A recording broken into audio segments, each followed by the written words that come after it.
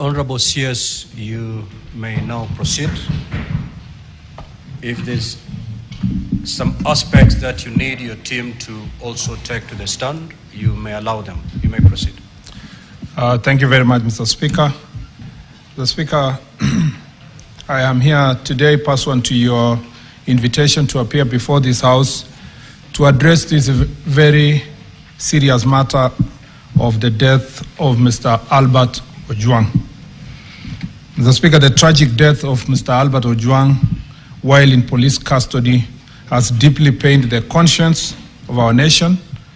Parents have lost their only child, and I acknowledge this not as an isolated issue, because one life lost, Mr. Speaker, is under such circumstances like Ojwang is a life too many.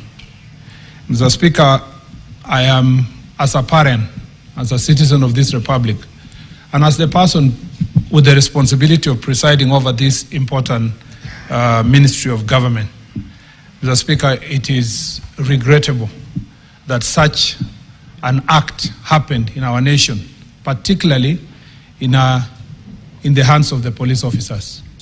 Mr. Speaker, I'd like to send my personal condolences to the family of Mr. Albert Ojwang, to his father, to his mother, to the wife, to the only child, Mr. Speaker, and the entire family, and to promise them that, Mr. Speaker, as a government official, I will cooperate, I will put every effort within my ministry to ensure that justice is served to this family, and, Mr. Speaker, that those who were involved in this action, Mr. Speaker, will be punished severely so that it becomes an example that, Mr. Speaker, such an act should not happen within a police custody. Mr. Speaker, I know this is not an isolated issue. The issue of police brutality has been part of our national discourse for far too long. Mr. Speaker, yesterday there was no mechanism for holding police officers accountable. But, Mr. Speaker, a few years ago, with the enactment of the new constitution and the establishment of institutions of accountability, Mr. Speaker, we now have a mechanism of holding police officers into account.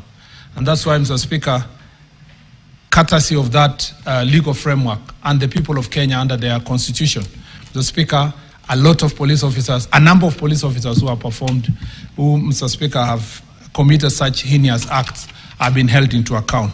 And, Mr. Speaker, we all remember that in 2013, there was the case, Mr. Speaker, of Mr. Martin Kome, who was killed in the same manner like Mr. Albert Ojwang.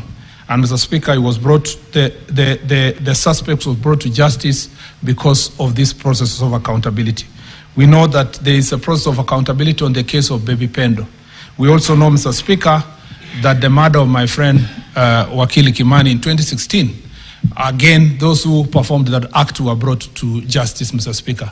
I want to promise the family of Mr. Albert Ojwang, the people of Kenya, and this august House, that, Mr. Speaker, every effort will be put, Mr. Speaker, every resource that is required, where the ministry is required to provide resources, Mr. Speaker, for these investigations, and any support the investigators will require, we will do our best to make sure that, Mr. Speaker, justice is served to this family.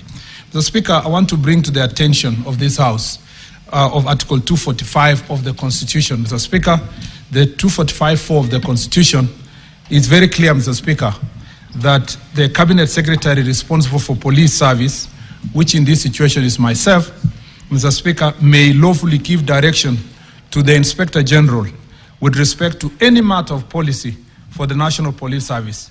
Mr. Speaker, as a result of this provision, we have enough legal framework, we have policy framework, Mr. Speaker, that as the police service are under proper guidance, Mr. Speaker, to make sure that this issue of police brutality is dealt with.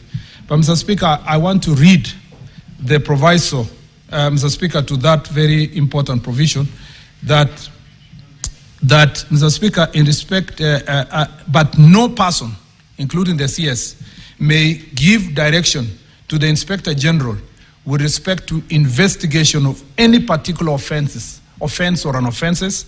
Mr. Speaker, the enforcement of the law against any particular person or persons, and 3, Mr. Speaker, the employment, assignment, promotion, suspension, of dismissal of any member of National Police Service. Mr. Speaker, we all know that because of our robust constitutional order, the independence of institutions is an extremely important value in our constitution. And as a result, Mr. Speaker, to insulate the National Police Service from interference from the executive, even the President, Mr. Speaker, is barred from giving directions to Inspector General of Police in regard to any investigations that are going on in a particular matter. So my position, Mr. Speaker, is confined in law to the place where I give either policy directions that must be put in writing under Article 245 of the Constitution, and Mr. Speaker, also to provide support, financial support, Mr. Speaker, and other resources that the Parliament, Mr. Speaker, has also the responsibility to provide these resources through the relevant institutions. So I sympathize with the position of Honorable Eddie. Mr. Speaker, I agree with him that something has to be done. But Mr. Speaker, he has asked a very pertinent question as to who is the culpable person through my eyes. Mr. Speaker, unfortunately, the Constitution did not give me the eyes to see who is culpable.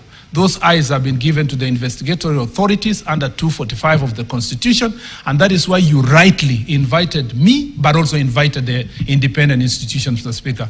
I am confident, and this is the promise I give to the people of Kenya, that we will do everything within the ministry to ensure that there is no interference, there is no shielding of any individual, there is no cover-up, Mr. Speaker, from the part of the executive, and that, Mr. Speaker, that the Inspector General of the Police and the Independent Police Oversight Authority, which again, Mr. Speaker, in Article Section 4 of the IPOA Act, have been given independence, Mr. Speaker, in all matters of investigation regarding matters related to police brutality and police Mr. Speaker, crimes committed by police officers.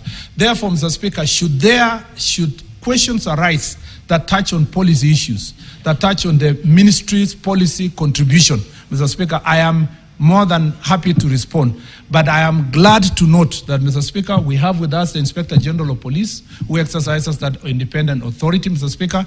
We have here with the IPOA, and Mr. Speaker, we have agreed, Mr. Speaker, that the Inspector General of Police is going to therefore delve into the matter itself of what really happened so that this House can get the proper information. And then as a Cabinet Secretary, I will continue with my oversight responsibilities from the ministry side with policy directions and to respond to this House on those issues that are policy in nature. Mr. Speaker, with your permission, therefore, I would like to invite the Inspector General of Police to first give us really an account of what really happened.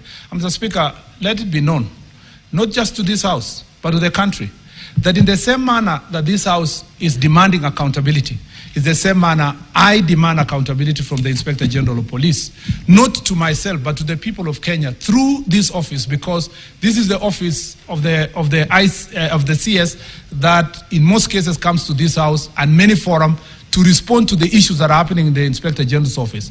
The same way many of you received the news of the death of Mr. Albert Ojwang is the same way I received with a lot of pain, Mr. Speaker. And I would never want this issue to continue because I sat, Mr. Speaker, where Senator Cheriot, Majority Leader, sits. And I sat behind there, Mr. Speaker, where Senator Chuto sits in the last Parliament. And, Mr. Speaker, there were cases of police brutality, including of arresting our colleagues in this House. My name and my report is on the record of this House, in the hands of this House, really advocating for good behavior among the police officers. And I think, Mr. Speaker, even as we push it from the executive, I expect the same support from this House as we push on Order, honorable senators. Mr. May Speaker, the CS be heard in silence. Conclude, honorable CS. This accountability, Mr. Speaker, is not negotiable. It is not debatable. Mr. Speaker, we expect every national police officer who was involved in this matter to be brought to justice expeditiously. Mr. Speaker, may I now invite the IG to make a statement.